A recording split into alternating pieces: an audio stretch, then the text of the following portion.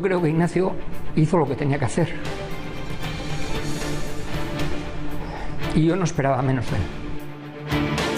Buenas noches. Son las palabras de Joaquín, padre de Ignacio Echeverría, más conocido ya como el héroe del monopatín. Ayer se cumplía un año del mayor gesto que un hombre puede hacer en su existencia: interponerse ante los terroristas, ante los asesinos, para intentar evitar que arrebaten la vida a otras personas. En este caso a una mujer. Es lo que hizo Ignacio hace 366 días en Londres: interponerse entre los yihadistas y una joven a la que estaban intentando matar. Los terroristas islamistas habían atropellado a varias personas en su furgoneta, se bajaron de la misma y empezaron a apuñalar a las personas que estaban por la zona. Hubo pánico, horror, la gente huía despavorida. Menos Ignacio, que en vez de correr en el sentido que lo hacía la gente, lo hizo en sentido contrario, a socorrer a una víctima, y por su valentía, por intentar salvar a una mujer, le asesinaron. En Londres se han rendido los homenajes pertinentes a este héroe español, a diferencia con España, en la que nos estamos acostumbrando que en vez de homenajear a las víctimas se rinda tributo a los verdugos.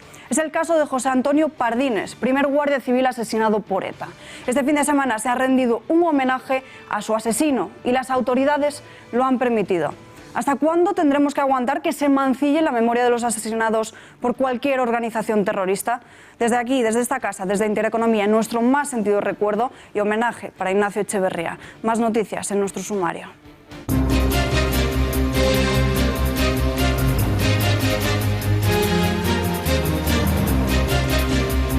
Mariano Rajoy dice adiós al Palacio de la Moncloa con un récord de creación de empleo en mayo y el paro en el nivel de finales de 2008. La afiliación a la Seguridad Social ha crecido más de lo que lo había hecho hasta ahora en este mes. El aumento medio de 237.000 cotizantes con trabajo es el más alto de la serie del Ministerio de Empleo. Hubo 83.000 desempleados menos y la cifra total se redujo hasta los 3,25 millones. Como decimos, la cifra más baja desde hace 10 años. El nuevo presidente del Gobierno, Pedro Sánchez, ha estrenado este lunes su agenda oficial con una reunión en el Palacio de la Moncloa con el presidente de Ucrania. Sánchez ha recibido al mandatario en la escalera de acceso oficial del Consejo de Ministros del complejo de la Moncloa. Ambos se han saludado sonrientes, estrechando sus manos, se han posado para los informadores gráficos ante las banderas de España, de la Unión Europea y de Ucrania. Mientras tanto, Sánchez y el Partido Socialista siguen perfilando su ejecutivo. Será este mismo miércoles cuando conozcamos los nombres de los próximos ministros. Y en Madrid, nuevos derrumbamientos en el edificio de General Martínez Campos obligan a desalojar 21 viviendas. En el lugar del suceso, Miriam Olivas. Así es, Alba, nuevo derrumbamiento en el General Martínez Campos número 19. Sucedió el sábado de madrugada, hay 21 familias desalojadas y las tareas de derrumbamiento en el interior del edificio han comenzado hoy.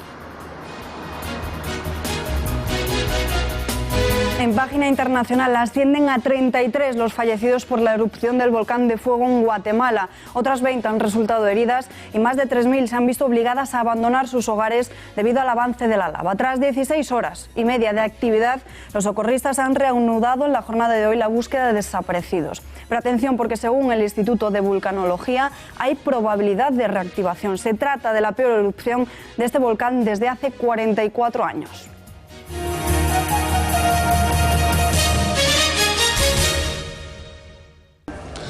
Bueno, nosotros hemos defendido que para esta situación tan concreta y excepcional, pues corresponde a un gobierno, yo siempre digo de inspiración socialista, para no pillarme los dedos no si tienen carnet o no, claro. Las quinielas e incógnitas se suceden estos días sobre el futuro político inmediato. Este miércoles podríamos ver la formación de gobierno y el viernes la primera reunión del Ejecutivo. Pedro Sánchez lleva desde este viernes estudiando quiénes serían los que se encargarían de las diferentes carteras. Sin embargo, las complicaciones para el nuevo presidente cada vez son mayores, y es que su núcleo de confianza es tan pequeño que le cuesta buscar personas aptas para el cargo. Pues este Consejo de Ministros de Sánchez será de inspiración socialista, pero no es necesario contar con el carnet del partido. Así lo ha asegurado el secretario de Organización, José Luis Ábalos, al mismo tiempo que ha querido descartar que políticos no afines al Partido Socialista ocupen alguna cartera. Pero ha abierto también la puerta a incorporar a otras fuerzas políticas. Bueno, nosotros hemos defendido que para esta situación tan concreta y excepcional, pues corresponde a un gobierno, yo siempre digo de inspiración socialista para no pillarme los dedos si tienen carnet o no, claro, pero más que nada, pero bueno, cuando digo de inspiración estoy hablando o de militante o del entorno, ¿no? Hasta donde yo sé, esa es la idea.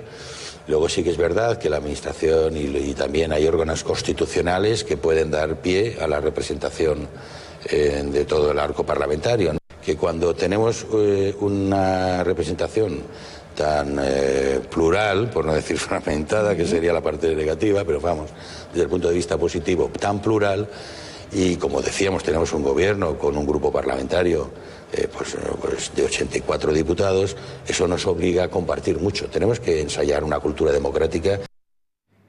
Sánchez prepara su ejecutivo contrarreloj desde el pasado viernes. De momento, lo único que ha avanzado es que será un gobierno formado por miembros socialistas y que será paritario, ¿no, María Matos? Así es, esa es su intención, que tenga igual número de mujeres que de hombres. Hasta el miércoles no sabremos los nombres definitivos de los ministros, pero ya hay bastantes que inevitablemente suenan con fuerza en las quinielas.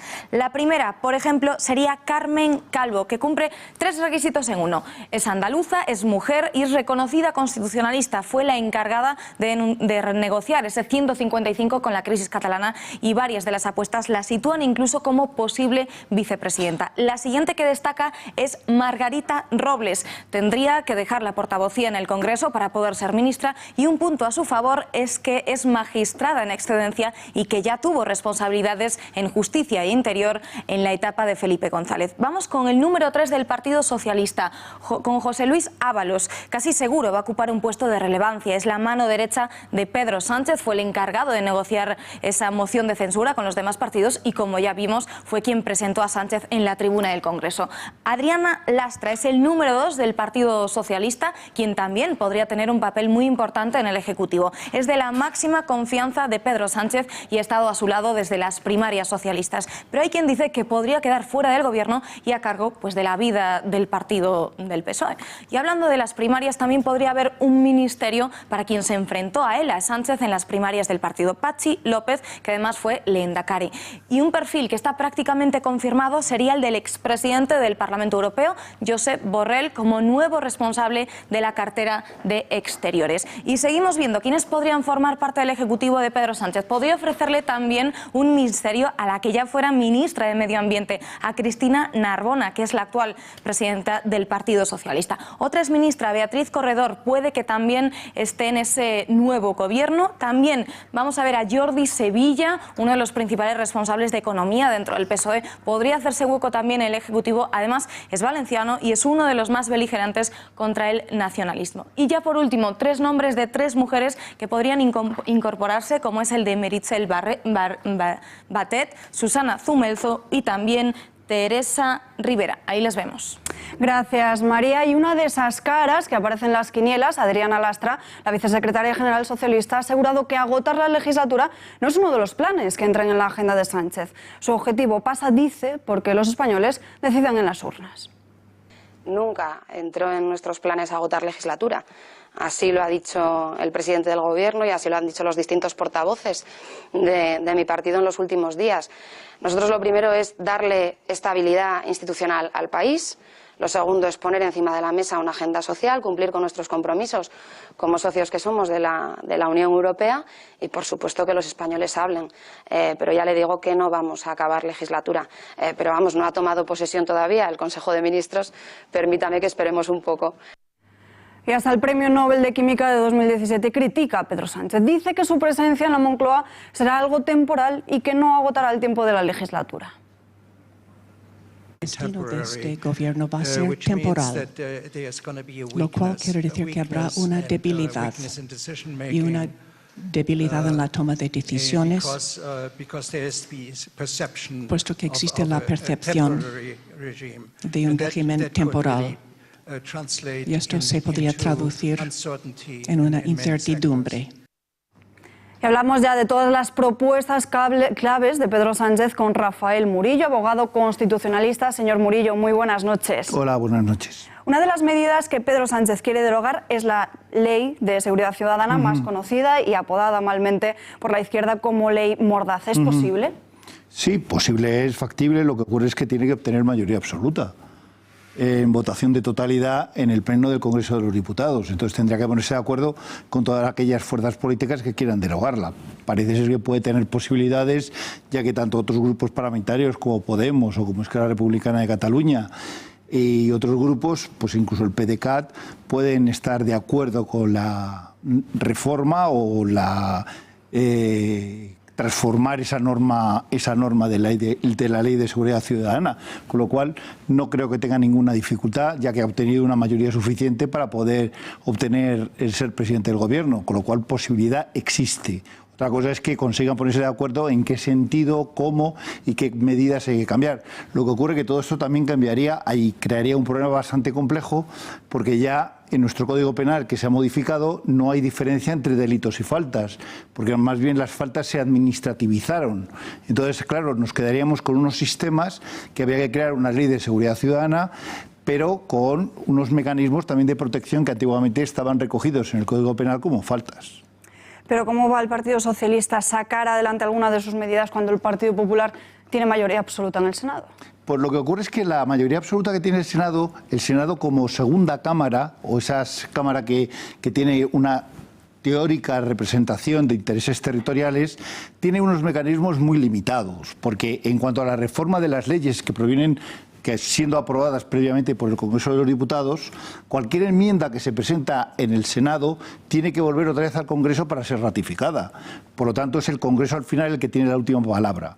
Y lo único que se puede hacer, el Senado tiene un derecho de veto, pero ese derecho de veto solamente tiene un sentido puramente temporal. Es trasladar su aprobación 3 meses, porque transcurrido ese tiempo se vuelve otra vez a votar la ley, y si obtiene mayoría simple queda aprobada. También hay otro mecanismo más rápido, que es ratificarla por el Congreso de los Diputados inmediatamente por mayoría absoluta. Con lo cual, el Senado lo único que podría sería retrasar la aplicabilidad de una norma, pues un plazo de tiempo de 3 meses, pero poco más. Es decir, que tampoco hay unas capacidades que tenga eficaces en cuanto a poder llevar a cabo un control eficaz sobre la normación que provenga del Congreso de los Diputados. Es decir, si el Senado quiere vetar algo, a los 3 meses vuelve inmediatamente al Congreso de los Diputados. Y si es aprobada por mayoría simple, suficiente. Y en el caso de no querer agotar ese plazo del tiempo, pues se aprueba por mayoría absoluta. Por ejemplo, las leyes orgánicas que ya vienen aprobadas por mayoría absoluta del Congreso de los Diputados, tienen muy poco sentido el que se presente una propuesta de veto, ¿no? O sea, que no tiene ningún sentido, porque ya viene directamente con mayoría absoluta, con lo cual, teóricamente, si el Senado veta esa norma, pues sería levantada inmediatamente por mayoría absoluta por el Congreso de los Diputados, que ya la ha obtenido anteriormente, ¿no? Una de las posibles cesiones de las que se habla del Partido Socialista al PNV es la reforma del Estatuto Vasco, contemplando la posibilidad de un referéndum de autodeterminación. ¿Puede prometer el Partido Socialista algo así? Hombre, eso sería inconstitucional. Ya lo hemos visto claramente con el proceso que hay en Cataluña y, por lo tanto, el Tribunal Constitucional ha sido claro. Solamente modificando la Constitución y dentro de la Constitución y del orden constitucional, si se va a reconocer un derecho de secesión de los territorios, se podría hacer, pero previamente hay que reformar la Constitución. En ese sentido, prometerlo no lo puede prometer. Sería una promesa que sería de difícil incumplimiento, salvo que previamente se reformara, y en este caso es bastante complicado, porque se necesitaría una mayoría de 2/3 para poder llevar a cabo la reforma de la Constitución. Y una vez reformada la Constitución, pues claro, podría caber esa posibilidad de un referéndum de secesión, pero en principio eso no lo puede prometer el presidente del Gobierno actualmente. Sería inviable poderlo llevar a cabo, ¿no? Es decir, por lo que nos está contando, si Pedro Sánchez quisiera reformar la Constitución necesitaría el apoyo de 2/3. Sería bastante imposible, entonces. Sí, sobre todo porque esta es la parte que afecta a lo que se llama la revisión constitucional, que es la reforma agravada del texto constitucional, que está recogido en el artículo 168 del mismo, que exige disolución de las cámaras y exige unos procedimientos muy complejos para llevarlo a cabo. Es decir, que luego va a haber un proceso electoral donde sean las nuevas cámaras las que lleven a cabo realmente el proceso de reforma. Con lo cual también hay un debate público en el sentido que también los ciudadanos, en cierto modo, tenemos la capacidad de aceptar o rechazar, en ese caso, la posibilidad de llevar a cabo la reforma, porque si hay un partido que propone el no seguir adelante con la reforma y tiene una mayoría suficiente, pues no se seguiría adelante con la reforma, ¿no? Con lo cual, el mecanismo es bastante complejo en este sentido. ¿Puede gobernar Pedro Sánchez a golpe de decreto ley? Hombre, eso siempre se puede hacer, y siempre y cuando obtenga la mayoría simple dentro del Congreso de los Diputados. Incluso el Partido Popular hay que reconocer que ha utilizado el decreto ley en demasiadas ocasiones, creo yo, y en cierto modo eliminando, quitando ciertas actividades que serían propias del Parlamento a través del decreto ley y teniendo mayoría absoluta, ¿no? Con lo cual es un mecanismo que hay que tener en cuenta que siempre los partidos políticos y sobre todo los gobiernos suelen utilizar. Entonces, claro, utilizar el decreto ley siempre se puede utilizar. La ventaja que tenemos es que siempre hay un Tribunal Constitucional que tiene la posibilidad de analizar y determinar si han existido las circunstancias que permiten la aplicación del decreto ley para poderlo usar, ¿no? Y entonces esto es muy interesante y muy importante tener en cuenta que hay una garantía, es decir, no se puede utilizar siempre porque uno quiera, sino que tiene que haber una extraordinaria y urgente necesidad para poderlo llevar a cabo. Y eso tiene una capacidad de controlarlo el Tribunal Constitucional siempre y cuando alguien recurra ese decreto ley, claro. Hablábamos antes de las exigencias de los nacionalistas vascos, pero también las hay de los independentistas. Esquerra y PDeCAT pretenden el cambio del fiscal general del Estado para así conseguir la libertad de los golpistas catalanes. ¿Podría hacerlo Pedro Sánchez y qué pasos tendría que hacer para cambiar a un fiscal? Bueno, primero tendría que tener el gobierno.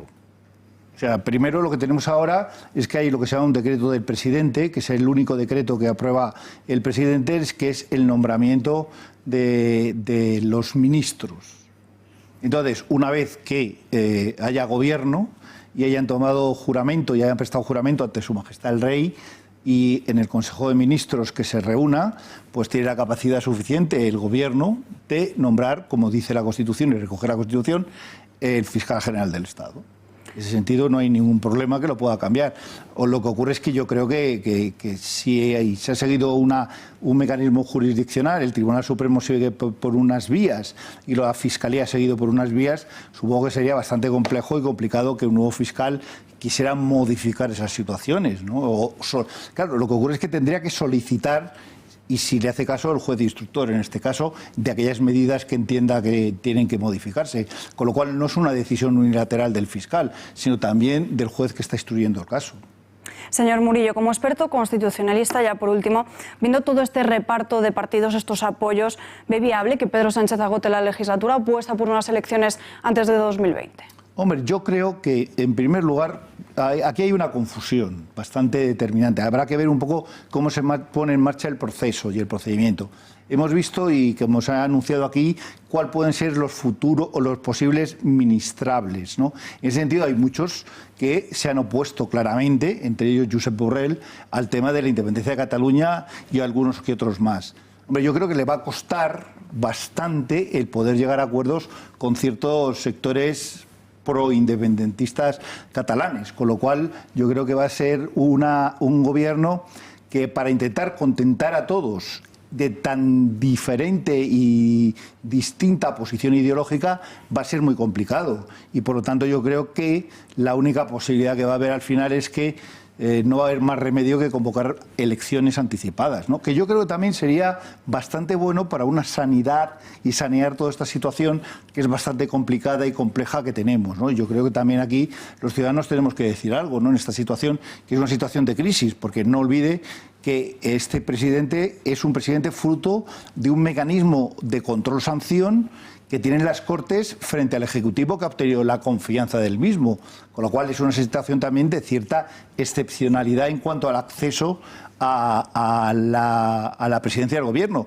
Y piense usted también que el presidente del Gobierno no es diputado, o sea que es una persona ajena a los órganos legislativos. Con lo cual, pues dependerá un poco de los apoyos que encuentre, qué posturas va a tomar y qué reparto de poder va a hacer, ¿no? Pero yo preveo que va a ser bastante difícil el que agote la legislatura, ¿eh? Yo creo que de aquí 6 o 8 meses quizá tenga que plantearse el disolver las cámaras. Veremos qué pasa finalmente. Señor Murillo, gracias por estar aquí con nosotros. Buenas noches. Los 84 diputados del Partido Socialista, como vemos, hacen que se complique sacar adelante alguna de las medidas que Pedro Sánchez pretende sacar.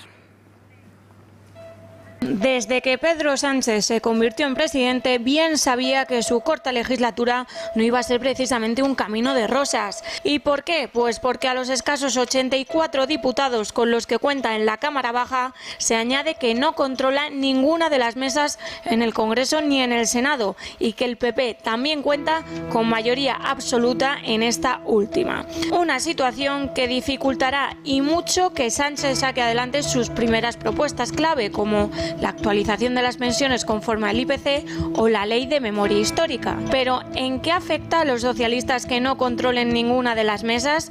Pues que el PP y Ciudadanos podrían ampliar el plazo de presentación de las enmiendas parciales y así congelar las proposiciones del Ejecutivo.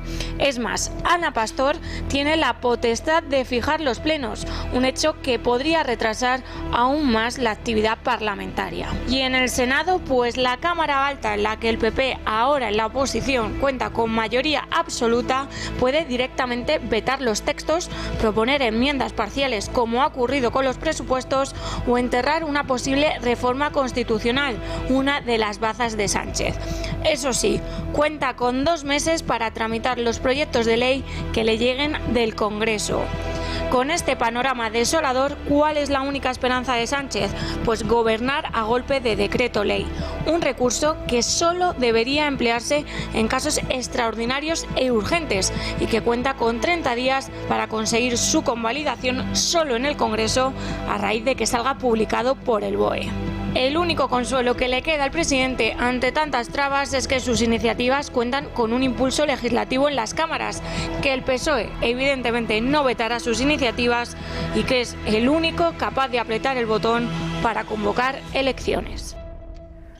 Continuamos analizando las medidas que quiere llevar a cabo Pedro Sánchez, en concreto la Ley de Seguridad Ciudadana, más conocida, como decíamos, y apodada por la izquierda como Ley Mordaza. Para ello contamos con Serafín Giraldo, portavoz de la UFP, Unión Federal de Policía, y que además es autor del libro Actuaciones policiales en el ámbito de la Ley de Seguridad Ciudadana. Señor Giraldo, muy buenas noches. Hola, muy buenas noches. Para situar a nuestros espectadores, ¿en qué consiste la Ley de Seguridad Ciudadana y qué acciones sanciona? Bueno, es una ley que regula el orden público, son 54 artículos que tratan de sancionar, tratan de regular el DNI, el pasaporte, identificaciones, cacheo, policía administrativa, es decir, todo lo que afecta al orden público de este país. ¿Por qué la izquierda mal califica como ley mordaza esta norma? Pues es algo incomprensible, fíjese usted, el derecho de reunión y manifestación, que por cierto es de los más absolutos que tenemos en este país, además es un orgullo presumir de que prácticamente es uno de los más amplios que existen, está regulado en la Ley Orgánica 9/83, con lo cual esta ley, mal conocida como Ley Mordaza, no regula el derecho de reunión ni el derecho de manifestación. Es incomprensible que se denomine así. ¿Y qué perjuicio supondría la derogación de esta ley y por qué la izquierda y nacionalistas pretenden tumbarla? Pues es algo incomprensible. Yo creo que se ha creado una mala fama a esta ley y se trata de una cuestión política. El perjuicio que causaría sencillamente es que dejaría a la policía un poco ciega, es decir, no tendríamos base para regular ese orden público. Sí que es cierto que esta ley puede ser modificada en algunos aspectos, como pueden ser, desde mi punto de vista, en el tema de la prostitución, en un registro de sanciones, pero pequeñas modificaciones. Yo creo que la ley en sí es una ley positiva. Serafín Giraldo, gracias y muy buenas noches. Muy buenas noches. Y cada vez son más los que critican la forma de llegar a la presidencia de Pedro Sánchez. Aumentan las voces que piden elecciones para que sean los españoles los que decidan a quién quieren tener como presidente. Tal es así que miles de personas salían ayer con esta petición a todos los ayuntamientos de nuestro país a las 8 de la tarde. En Madrid, el ayuntamiento se cambió por la Plaza de Colón, una manifestación organizada por Vox que contó con la presencia de Rocío Monasterio, Javier Ortega y Santiago Abascal. Esta formación ha hecho que en Barcelona más de 2.000 personas salieran a pedir las elecciones. Hoy estáis aquí convocados por Vox, pero hoy no estáis aquí por Vox. Hoy estáis aquí por España. Y nosotros no hemos venido hoy a esta plaza ni hemos convocado esta movilización para pediros un apoyo electoral ni para pediros respaldo. Hemos convocado esta movilización para dar voz al pueblo español. También desde este sábado, desde la toma de posesión como presidente, en la plataforma de Change.org también solicitan votar a unas elecciones. La petición bajo el título de Así no, elecciones ya, está a punto de superar las 2.000 firmas.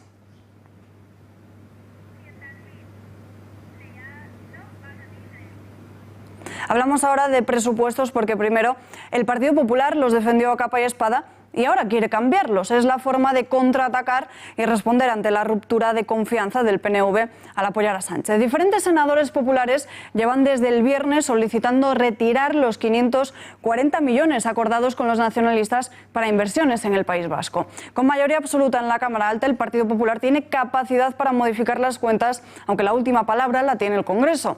El Grupo Parlamentario Popular en el Senado ha ampliado el plazo para registrar enmiendas parciales a los presupuestos, un periodo que ha finalizado a las 6 horas de este lunes, con el fin de estudiar mañana en el Comité Ejecutivo del partido nuevas iniciativas a incluir. El plazo de enmiendas no obedece a que nosotros tengamos ningún interés en distorsionar los presupuestos, sino más bien al contrario. Nosotros vamos a mantener nuestra coherencia, vamos a mantener nuestro compromiso y la responsabilidad que esto implica en la aprobación de un instrumento fundamental. Lo hacemos, como les decía, por responsabilidad, por coherencia, por compromiso y porque estamos también ante un gobierno que es incapaz, y así lo ha dicho el propio señor Sánchez la semana pasada, que es incapaz de articular una propuesta de política económica diferente a la que ha presentado el Partido Popular. Un movimiento que no ha sentado del todo bien en las filas del PNV. Los nacionalistas han advertido que la revancha política no es la mejor herramienta y que los presupuestos saldrán porque Bruselas no permitiría que se bloqueasen.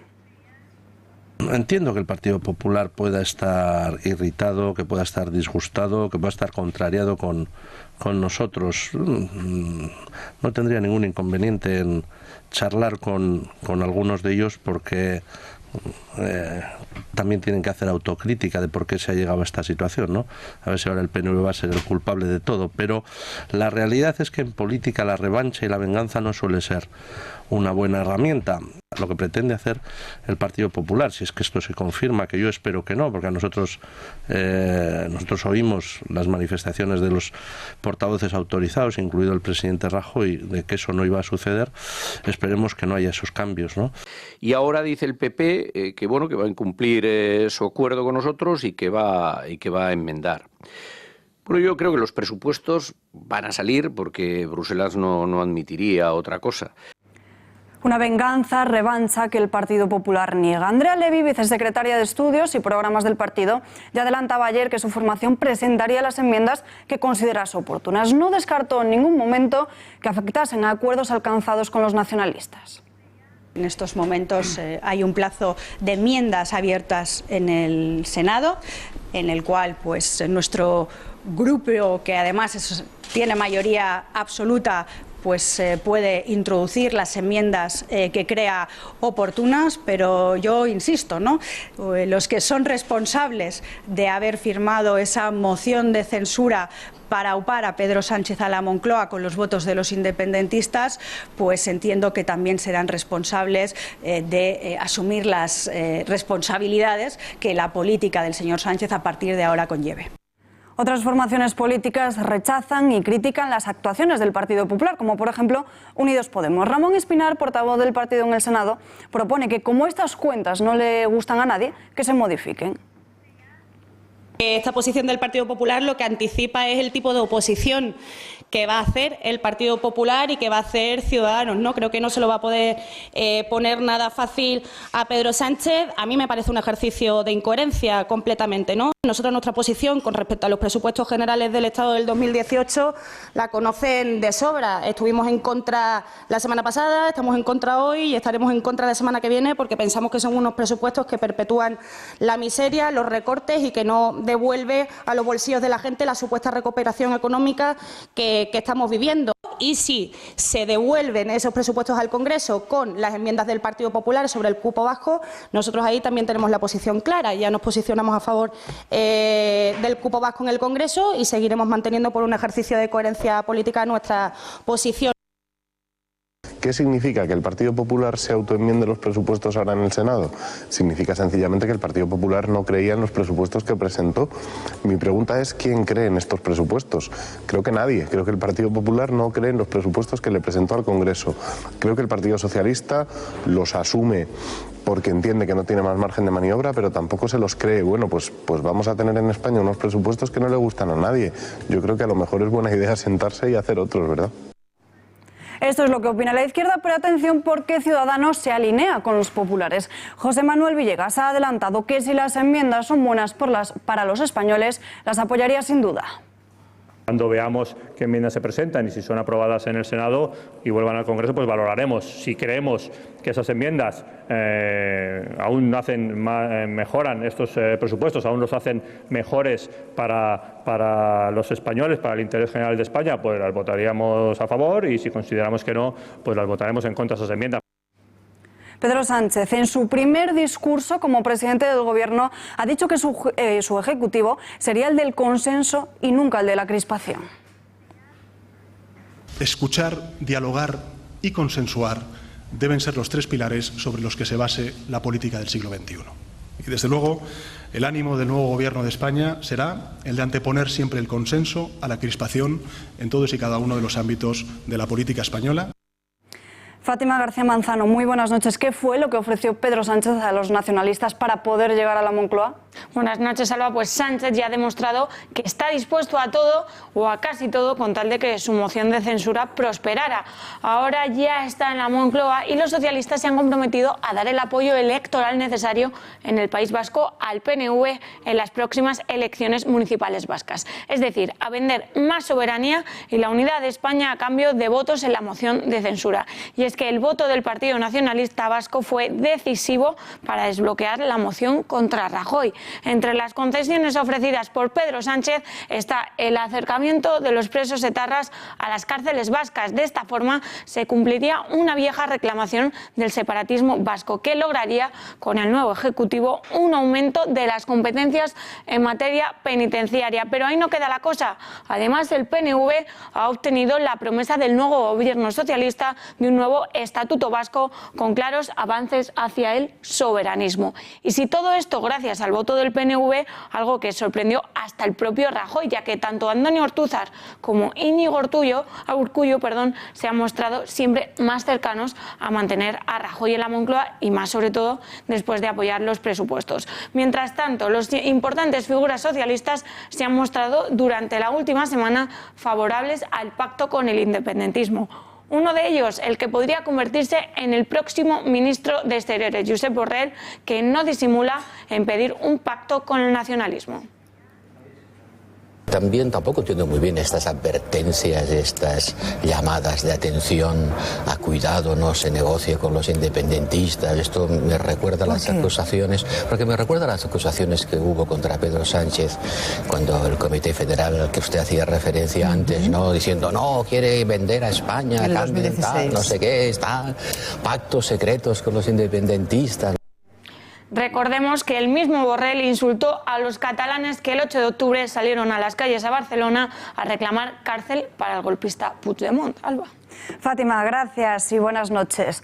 Y en página de empleo, Mariano Rajoy dice adiós al Palacio de la Moncloa con un récord de creación en mayo y el paro en el nivel de finales de 2008. Al igual que los años anteriores, mayo es un buen mes para el empleo, pero este mayo ha sido mejor de lo que suele serlo. La afiliación a la Seguridad Social ha crecido más de lo que había hecho hasta ahora en este mes. El aumento medio de 237.000 cotizantes con empleo es el más alto de la serie de este ministerio. Hubo 83.000 desempleados menos y la cifra total se redujo hasta los 3,25 millones, un dato de los más bajos desde diciembre de 2008. El ya expresidente Mariano Rajoy se ha alegrado de estos buenos datos a través de su red social de Twitter. Hoy conocemos datos de empleo históricos. El paro se reduce en 83.738 personas. La cifra total es de 3.252.130, la más baja desde diciembre de 2008. Encadenamos 52 meses de aumento en la contratación indefinida. Sigamos trabajando por el interés general. Como decimos, uno de los mejores datos desde hace 10 años. Marta García Villanueva, muy buenas noches. Buenas noches, Alba.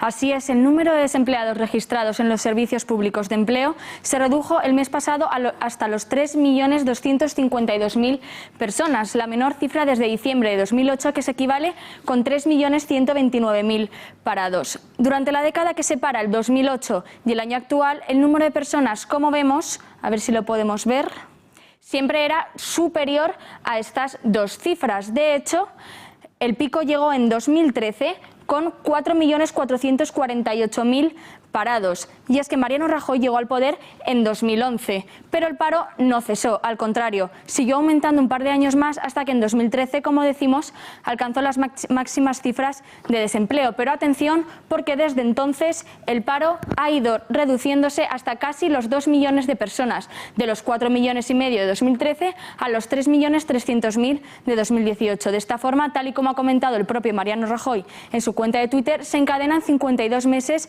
de aumento en la contratación indefinida.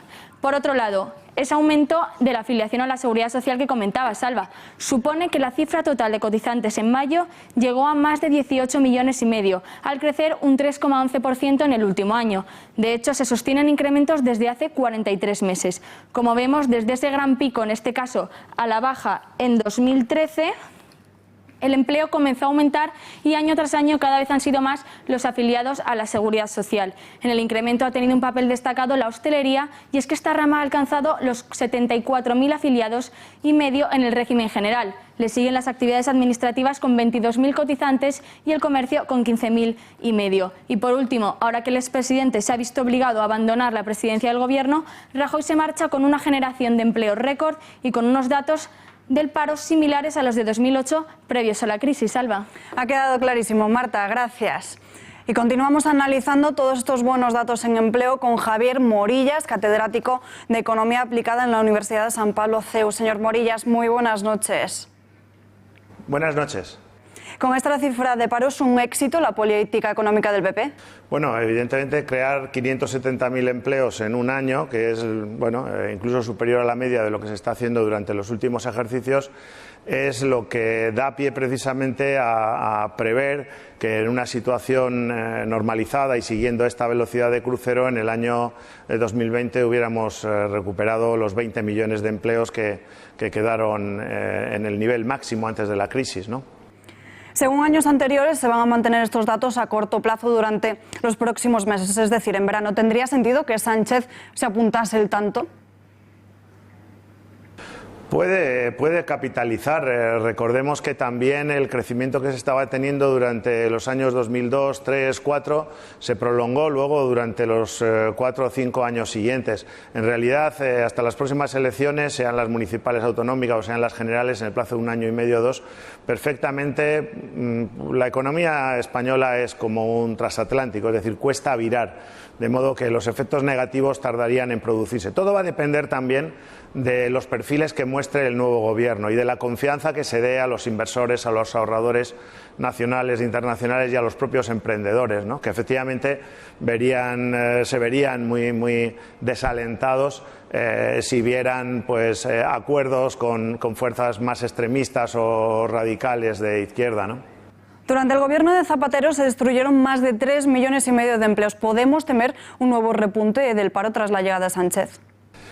A corto plazo no lo veo. Va a depender en este caso también de las medidas que se adopten. Hablaban de reformar acometer una nueva reforma o eliminar la reforma laboral del año 2012. Yo creo que sería un error porque precisamente toda la generación de empleo de estos años se debe a que se ha introducido flexibilidad en el mercado de trabajo, hay más facilidad para la contratación, las empresas no tienen miedo si ven que suben las ventas a contratar, porque efectivamente cuando bajan las ventas se puede adaptar cada una de las empresas a la fase del ciclo en lo que nos encontramos. Uno de los problemas que teníamos en la economía española, en el mercado laboral, era la rigidez, y como se rompe antes una barra rígida que una flexible, pues es por lo que cuando venía una crisis destruíamos empleos a nivel de decenas de miles de empleos diarios y, sin embargo, cuando venían las fases de recuperación costaba mucho. Aquí vemos que el crecimiento del empleo se está produciendo en estos últimos ejercicios a un 3,1, 3,2%, que equivale prácticamente al crecimiento anual del PIB, ¿no?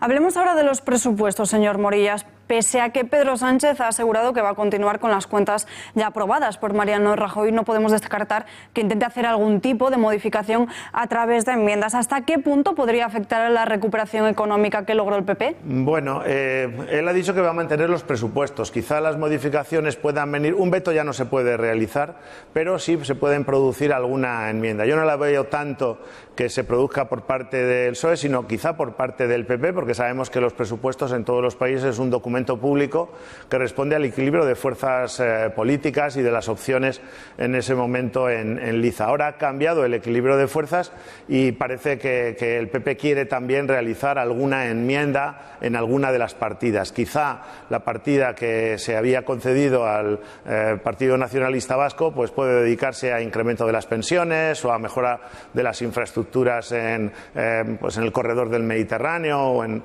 Castilla-La Mancha o en cualquier lugar. Pero ya serían enmiendas parciales y, en cualquier caso, a lo que va a obligar es a que el portavoz del Partido Socialista y el propio Pedro Sánchez sea el que se presente como adalid y gran defensor de los presupuestos que tanto habían denostado, ¿no?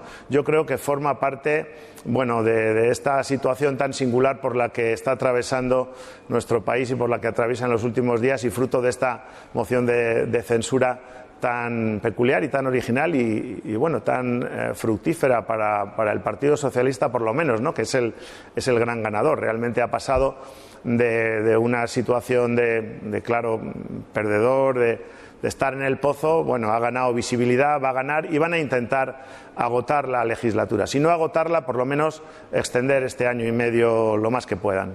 Javier Morillas, muchísimas gracias por estar en nuestro informativo. Buenas noches. Gracias a vosotros. Buenas noches.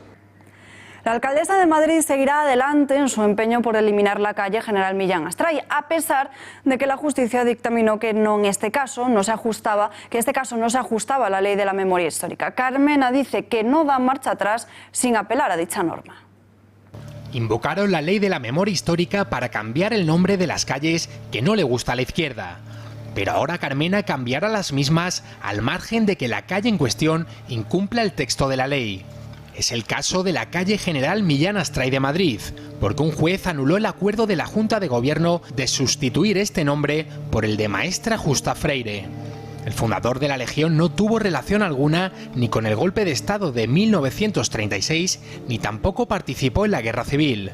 Aunque no sea franquista, la alcaldesa de Madrid persiste en el error y seguirá adelante. Lo hará, eso sí, sin apelar a la ley aprobada por Zapatero en 2005. El Ayuntamiento cambie las calles que considere oportunas, sin perjuicio de intentar ceñirlas en el marco interpretativo de la ley de memoria histórica, que puede ser más discutible a juicio de los magistrados que nos han dictado sus resoluciones. Madrid como ciudad tiene una propia memoria, que no es la de memoria histórica, que permite el que haya efectivamente mucha más variedad y a su vez mucha más discrecionalidad en los nombres de las calles, y a lo mejor debemos seguir ese camino. Carmena ha llegado a esta conclusión después de que los tribunales hayan anulado también el cambio de la calle de los hermanos García Noblejas, caídos de la División Azul, y General Asensio Cabanillas, por considerar que ninguno de estos nombres son contrarios a la ley de la memoria. Las placas con la nueva nomenclatura se cambiaron hace un mes. Sin embargo, juzgados de primera instancia han tumbado cambios de calles específicos, alegando que la permanencia de esas calles no contraviene la ley. Mientras Londres homenajea al héroe español Ignacio Echeverría, que salvó la vida de una mujer durante un atentado yihadista el pasado año 2017, en nuestro país este fin de semana se ensalza la figura de un etarra asesino, el primero en cometer un atentado de la banda terrorista ETA. Javier Torres, buenas noches. Buenas noches, Alba. Efectivamente, un año hace que murió Ignacio Echeverría, el héroe español, el héroe del monopatín que evitó la muerte de una mujer en Londres durante un atentado yihadista. Echeverría se puso entre el terrorista yihadista que iba a apuñalar a esta mujer. Echeverría ha sido homenajeado, como decimos, en la capital británica, mientras que en España, el pasado sábado, en Tolosa, Guipúzcoa, se homenajeaba al etarra Xavi, que era el primero en cometer un asesinato. Fue el del guardia civil José Antonio Pardines.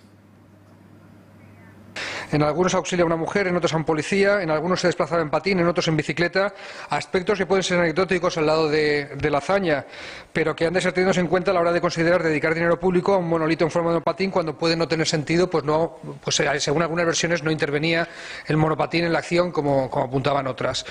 En cuanto a la petición de la calle en Alicante para Ignacio Echeverría, como he comentado, el equipo de gobierno la estudiará adecuadamente. Bueno, veíamos a Daniel Simón, que es concejal de Guanyar Alacant, la marca de Podemos en la ciudad levantina, dando las explicaciones por las que se abstuvo su partido para no apoyar un monumento a Ignacio Echeverría. Ahora sí que vamos a ver lo que sucedía en Londres y lo que ha sucedido en España, en Tolosa, este fin de semana. Londres homenajea al español Ignacio Echeverría, el héroe del monopatín que el año pasado se enfrentó a un yihadista para evitar que matasen a una mujer. Fue durante el atentado acaecido en la zona de bares aledaña al puente de Londres y a Borough Market, que dejó 8 muertos y 48 heridos. Así recuerda el padre de Ignacio a su hijo un año después de la matanza.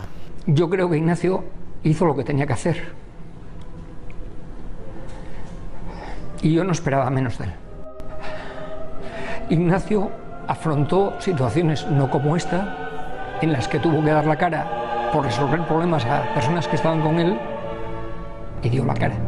Pero mientras Reino Unido rinde tributo a este español bueno, en nuestro país se produjo el pasado fin de semana un acto de enaltecimiento del terrorismo al etarra Xavi, el primero que cometió un atentado mortal de ETA. Sucedió el 7 de junio de 1968. El guardia civil José Antonio Pardines se encontraba regulando el tráfico en la carretera nacional 1 a la altura de Villabona. Xavi mató al guardia civil y 50 años después es recordado como un héroe. No es la primera vez que se producen homenajes a terroristas, pero las víctimas ya han anunciado que denunciarán el homenaje al etarra que tuvo lugar en la localidad guipuzcoana. Se lo adelantábamos al principio de este informativo. 21 viviendas desalojadas en el edificio de General Martínez Campos, el mismo que provocó hace apenas unas semanas la muerte de 2 trabajadores. En el lugar de la noticia se encuentra Miriam Olivas. Miriam, muy buenas noches. ¿Qué es lo que ha pasado?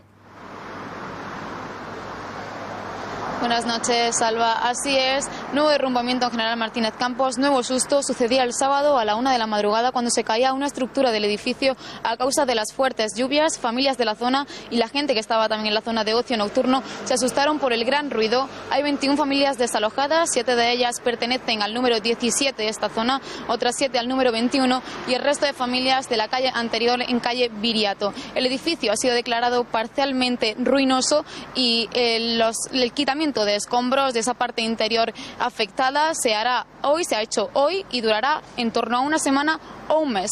En ese tiempo las familias se quedarán sin casa y habrá que esperar acontecimientos y saber qué ha pasado por qué se ha derruido este edificio. Miriam, gracias y muy buenas noches. Muy buenas noches.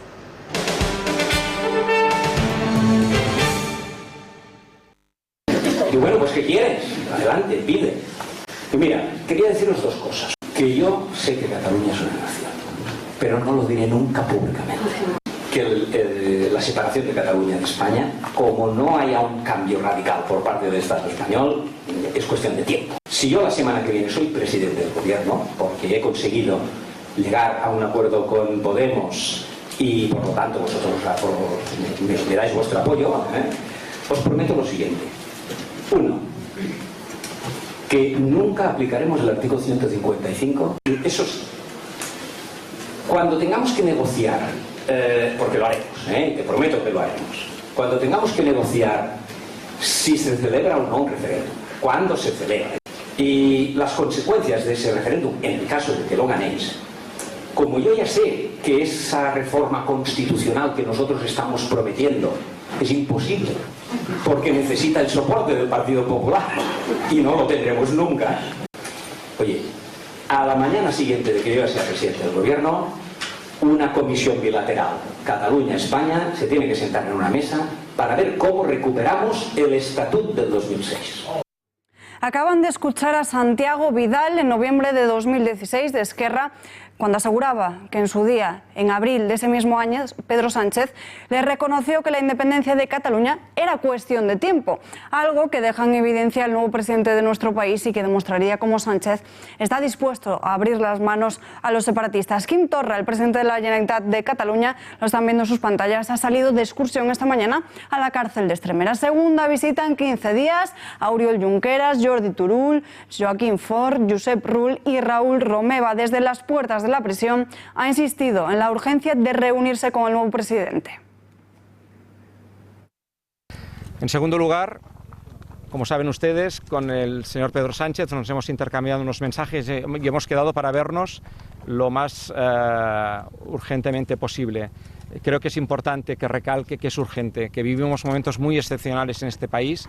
Me consta que el señor Pedro Sánchez lo comparte y quisiéramos saber nosotros con qué PSOE, con qué presidente de gobierno nos vamos a encontrar finalmente.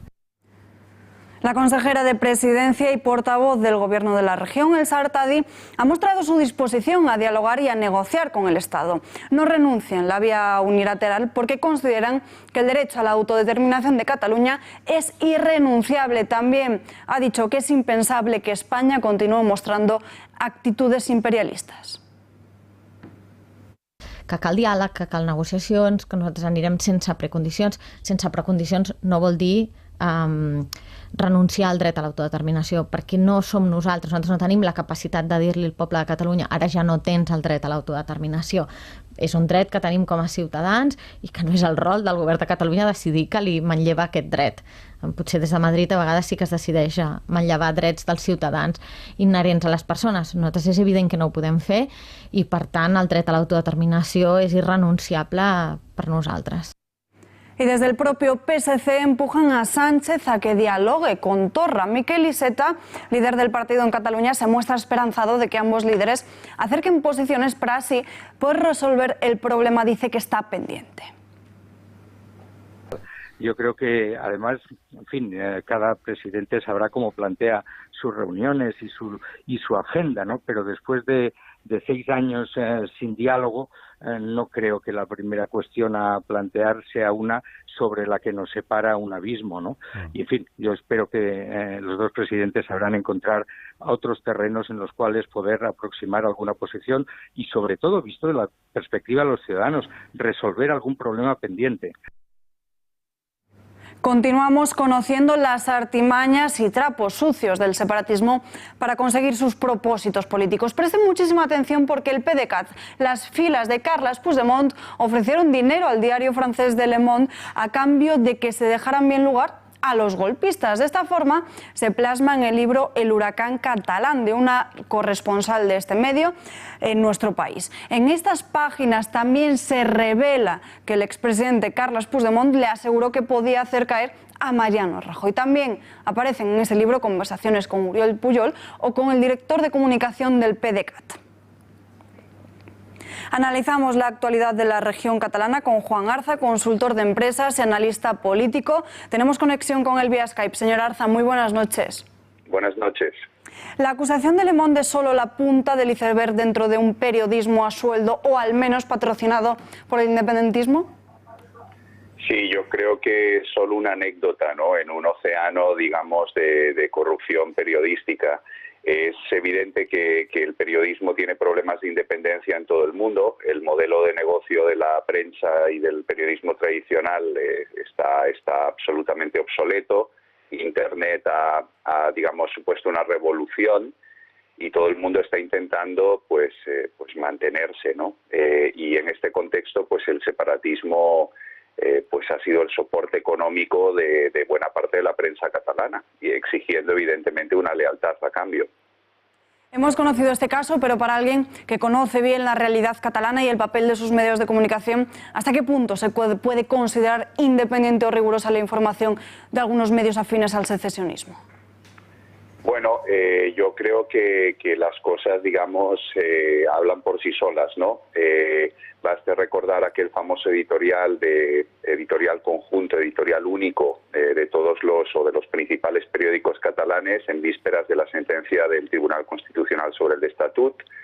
Basta recordar los testimonios de muchos periodistas que han trabajado en el Grupo Godó, que hablan de cómo Jordi Pujol ya en los años 80 y a principios de los 90 enviaba las entrevistas, él mismo se autoentrevistaba, ¿no? Se hacía las preguntas y o cuando algún periodista hacía alguna información crítica con Jordi Pujol o con su partido, pues descolgaba el teléfono y llamaba a él personalmente para meterles la bronca porque eso no podía ser, ¿no? Es decir, ya hay una larga tradición de manipulación de la prensa y que, como digo, se ha visto agravada por la crisis que sufre toda la prensa a nivel mundial de su modelo de negocio. Señor Arza, ese dinero con que se ofreció al diario Le Monde, todas estas subvenciones, ¿de dónde habrían salido? Bueno, es muy sencillo. Tampoco es necesario recurrir a artimañas o a engañar a nadie. Baste pensar que el principal anunciante en Cataluña, con diferencia, es la Generalitat. La Generalitat en sus diferentes departamentos, el de Industria, el de Educación, el de Presidencia, el de Cultura, etcétera, etcétera. Cada uno de ellos dispone de un presupuesto bastante voluminoso para invertir en publicidad y en conjunto la Generalitat es con mucha diferencia el mayor anunciante de Cataluña y además hay que tener en cuenta las subvenciones directas, normalmente con la excusa de la promoción del catalán, que se dan a los periódicos, ¿no? Y a los medios de comunicación. Entonces, con la publicidad por un lado y las subvenciones por otro, es un chorro de dinero espectacular el que la Generalitat destina a los medios y, evidentemente, lo utiliza para presionar, para que tengan una línea de opinión favorable a sus postulados. Señor Arza, muchísimas gracias por su análisis y buenas noches. Buenas noches. Seguimos en Crónica Catalana porque después de llamar bestias carroñeras con forma humana a los catalanes, castellanoparlantes, ahora el presidente de Cataluña, Quim Torra, se indigna porque le llamen nazi o racista. Dice que se va a querellar contra todo aquel que le insulte. Estic fart d'aquests insults, fart precisament d'aquest insult per un català demòcrata. Dir-li nazi és el pitjor insult que se li pot fer. Perquè, escolti, nosaltres sabem perfectament, i si jo alguna cosa també he estudiat és una mica el món de l'exili, tots els catalans que marxen a l'exili, 150.000 catalans que marxen a l'exili, molts d'ells lluiten a la resistència francesa, alguns van a parar als camps de concentracions. En Ciudadanos continúan exigiendo que Torra renuncie a la vía ilegal y que dé la cara en los plenos del Parlamento. Así lo ha pedido Sonia Sierra, diputada de las filas naranjas en el hemiciclo catalán.